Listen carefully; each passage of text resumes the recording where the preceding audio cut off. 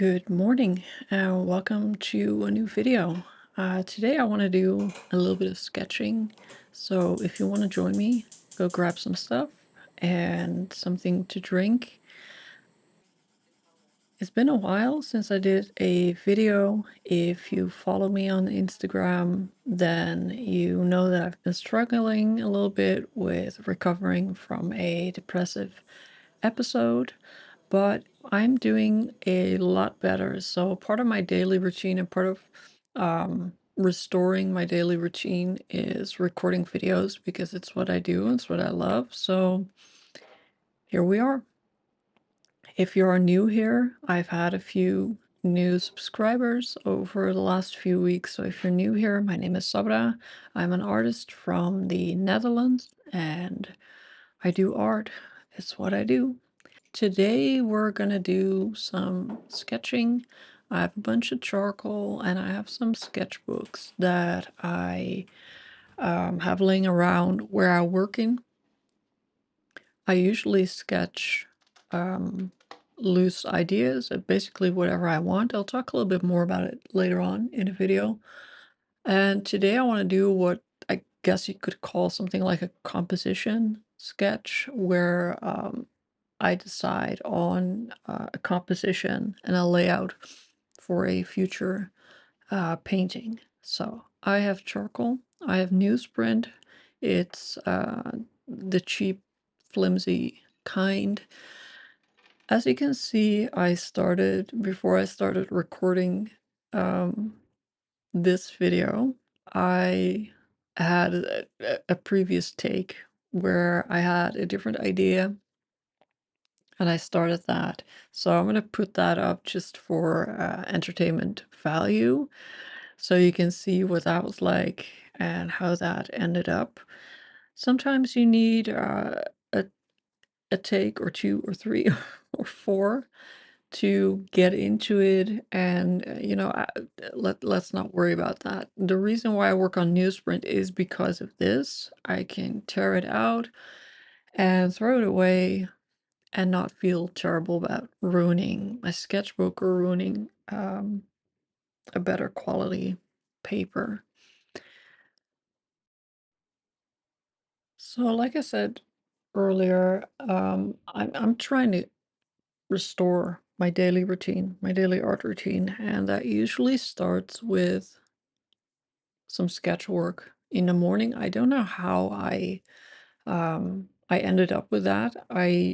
I guess you try things and it works or it doesn't. And if it doesn't, you change it up. I, for some reason, like sketching in the morning. I also like studying a little bit in the mornings. Um, and as the day progresses, I somehow feel more like I've landed in my creativity, and I usually start painting or continue um, painting. I'm not a morning person, as you could call it, I suppose. I'm not like, I don't feel like I'm fully here in the mornings. So um, I like to do things that don't require a stuff with high expectations, right? I'm not good at painting in the morning. I will probably mess something up. Working like this means for me means I work off an idea that I have in a sketchbook, and I try to focus only on, you know, how do I like the composition? How much space would I need um, to start this painting? Because I work on panels. I work on aluminum composite panels, I think they call it. And these panels, I can have them cut to a certain size, to a size that I want. So that gives me a lot of flexibility. And I'm not necessarily bound to fixed canvas sizes. Of course, you can have canvas um, stretched to any size that you want. I'm not, not sure what it's going to cost you.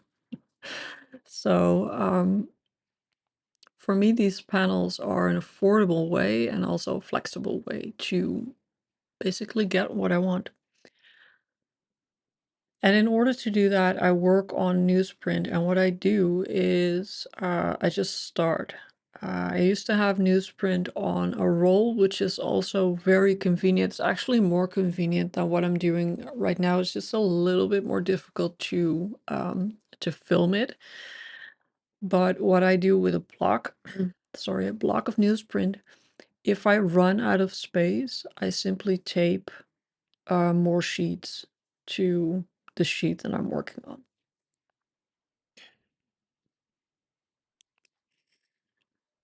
Working like this is not a time to worry about how neat anything is or how detailed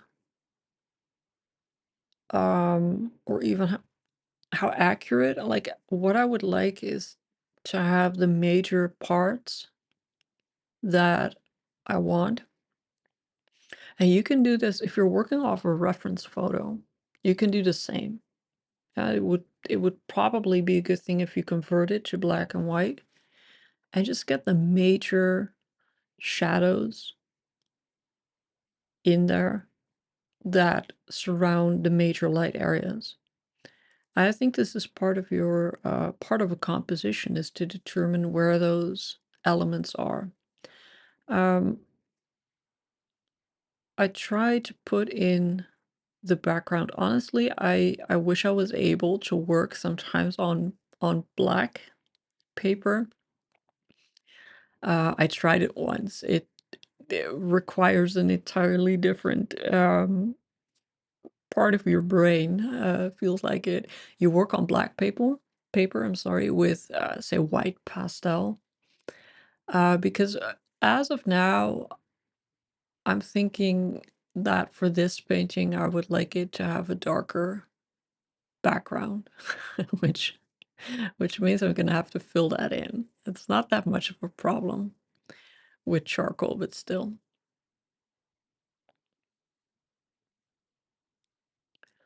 So I was going through my sketchbook a couple of days ago, and I'm almost through one.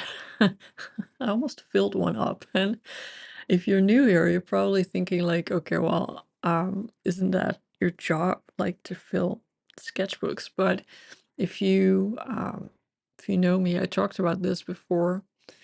I have trouble finishing sketchbooks. Like I can buy them and then I would start them and then somewhere I would be disappointed with myself. I would have a certain idea about how or what should be in the sketchbook or what level it should be or how it should look. And then I would have this feeling of, ruining the sketchbook and not wanting to work in the sketchbook anymore. Also, it puts pressure on sketching, which is yeah, probably the worst thing you can do to yourself in the sketching phase of any idea. So I know where it comes from. I know, I know. And if you know, then you know. I'm just gonna tape this to a new sheet and extend it on the top. So,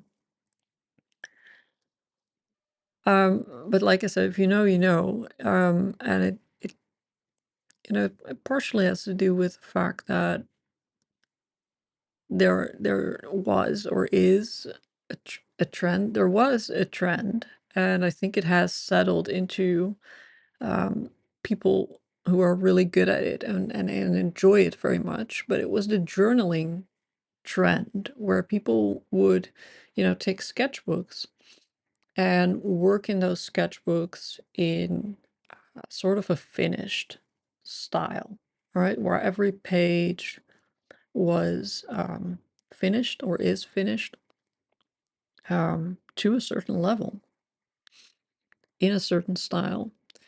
And they would call that sketchbooks. So for years, I sort of programmed myself to think about that when I heard the word sketchbook. I tried, but it's not for me because it's not for me. Like, I make paintings, I don't make sketchbooks. I don't make journals either. So I struggled with the concept of a sketchbook for a while, until I got really tired of myself, and frankly quite sick and tired of myself. And this, this, yeah, what is that? You buy sketchbooks and you're like, no, no, it's not pretty. And then, they're in a corner somewhere and you keep buying more. And I don't like consumerism. I don't like wasting things. So it went against everything that I believe in. Um, and at some point, I just picked one up and basically just made myself um, use the sketchbook the way that I wanted to use the sketchbook, which is do whatever I want, basically. And it's going to be ugly, and it's going to be unfinished, and it's going to be out of order and non cohesive. There is no storyline in it. It is just what it's supposed to be for me is anything that's in your brain, um, put on paper, basically. And I needed that. And, it wasn't as hard as I thought it was going to be. I actually had these visions of myself, throwing sketchbooks over my balcony. Like, I live on the 11th floor, so that would be unsafe. But I have very dramatic ideas about how I would feel about it. And it turned out to be not so dramatic. So that is why I finished my sketchbook, because I basically dumped everything that is in my brain into a sketchbook. And when I'm done with it, I'm going to close it and put it away, and no one has to look at it. Like, I can show you a couple of pages, and yes, I'm only showing you the pages that make like sense to me, sort of. Because I don't feel like I have to show everything. That's kind of was part of the deal that I made with myself. Um, that really, it freed me up a little bit. Um, it allowed me, especially last year when I was working for my exhibition, it allowed me to, pour ideas onto paper and scrap basically 80 or 90% of it, saying this is not good enough, that's not good enough. And when I was working on that, I started to realize the value of drawing things that you don't want to paint. It's really, really important to draw stuff that you then dismiss. Because if you don't do that during the sketching phase, you're going to do it during the painting phase. And I know that some of you have gone through that. I know that I have gone through that, where you start painting and then you think, oh no, no, I want this different. I want that different. And sure, we all like, okay, we can, especially if you work in acrylic paint, um, gesso over parts, paint over parts. It's all possible. It's no problem at all.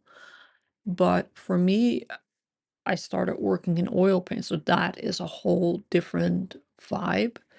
But also, I needed to get my stuff finished on time, so I didn't really have time to work out 3, 4 ideas and then wait for that to dry and gesso over that. So that was my sketchbook psychology. But that's the point, that's why we do it, so we get to know ourselves a little bit. I got the dark parts in, that's for sure. This has turned out to be a really weird composition, which is fine because I had this in my head. I even dreamed about it. It was really quite disturbing, but that's fine. It's not like I'm illustrating children's books these days or anything like that. And I just want to see if I can sort of tie the values in a little bit. That's the issue with adding a lot of dark parts, is that all the surrounding values appear differently. So I'm gonna experiment with that a little bit while I chat a little bit more. I was actually gonna talk for like 5 minutes and I put a little bit of music in that I came across the other day, but perhaps I'll do that in another video. Me talking for 5 minutes. Like, can you imagine? I don't think I've ever managed to keep anything under 5 minutes. I know that when I film the intros for my courses, I try to keep it under 3, 4, whatever minutes. That is a struggle. I talk way too much. So yeah, my mood is mood. I'm just gonna call it mood. I don't know what else to call it. My chemical imbalance is rebalancing itself. So it's going a little bit better. And yeah, let's get back to work, right? I am trying not to dwell over all of this for too long. Um, this is a lifelong thing. It's been a lifelong thing. So there's no need to dwell on this for a very long time. I tried to record some videos earlier, but yeah, I wasn't up there yet. It's a funny thing, the line between, I'm not apprehensive about talking about depression or talking about my personal life.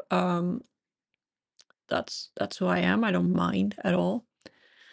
But I did find that the line between talking about depression and talking from your depression is quite thin. And I was I was doing the latter, and this is why I hate depression so much. Seriously, I just had to get that out, because it's really hard for me to record videos, um, because it determines the way that you talk, and it determines what you talk about. But even the sound of your voice, I have my mother sometimes check my audio, check my voiceovers, and it's just very noticeable, which impacts the amount of work that I can do. So yeah, during these times, I actually do I go back to my previous job. So I do a little bit of programming and I do a little bit of computer work, basically, that I used to do full time because doing art and actually doing art on a level where I can make an income out of it is really difficult during those weeks. So I'm glad it's over because I like doing art and I prefer doing art instead of fixing everyone's computer problems. So I have some stuff going on, some paintings going on that I will share in a separate video. Yeah, I'm gonna do a separate studio hours video. Um, I'm gonna record a bunch more of these sketching videos. So if you like that, if you like to join me in, getting sketching back into our daily lives, you can go ahead and do that. I promise I won't talk so much next time.